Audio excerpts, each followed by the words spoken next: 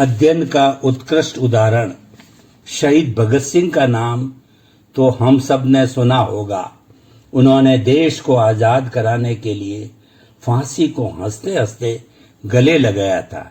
23 मार्च 1931 को उन्हें फांसी लगनी थी, लेकिन उस दिन भी वे बिना किसी डर के अपनी जेल की कोठरी में लेनिन की जीवनी पढ़ रहे थे। दोपहर के समय जेल के अपने साथियों से भगत सिंह ने रसगुल्ले खाने की इच्छा व्यक्त की। उन्होंने रसगुल्लों का प्रबंध किया। भगत सिंह ने प्रसन्नचित्त होकर रसगुल्लों का रसास्वादन किया। यही उनका अंतिम भोजन भी था।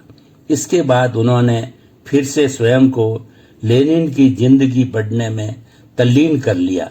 अध्ययनशील तो बड़े बड़े हुए हैं, लेकिन अध्ययनशीलता का ऐसा उदाहरण शायद ही कोई मिलता हो कि मृत्यु सिर पर खड़ी है और आप पुस्तक पढ़ने में तल्लीन हो। कुछ ही समय पश्चात जेल अधिकारियों ने आकर कहा, सरदार जी चलिए, फांसी का समय हो गया है। यह सुनकर भगत सिंह बोले, जरा ठहरो, एक क्रांतिकारी दूसरे क्रांतिकारी से मिल रहा है। कुछ समय बाद पुस्तक का जो प्रसंग वे पढ़ रहे थे उसे समाप्त कर उन्होंने पुस्तक को एक तरफ रखते हुए कहा, चलो अब मेरा काम पूरा हो गया।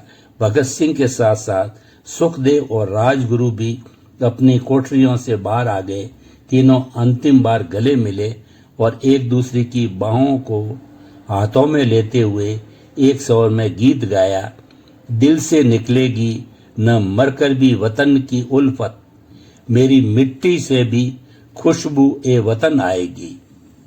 और वहां पर उस उपस्थित अंग्रेज अधिकारी से भगत सिंह ने कहा, आप बड़े भाग्यशाली हैं कि आज आप अपनी आंखों से ये देखने का अवसर पा रहे हैं कि भारत के क्रांतिकारी किस प्रकार प्रसन्नता पूर्वक सर्वोच्च आदर्श के लिए मृत्यु का आलिंगन कर सकते हैं।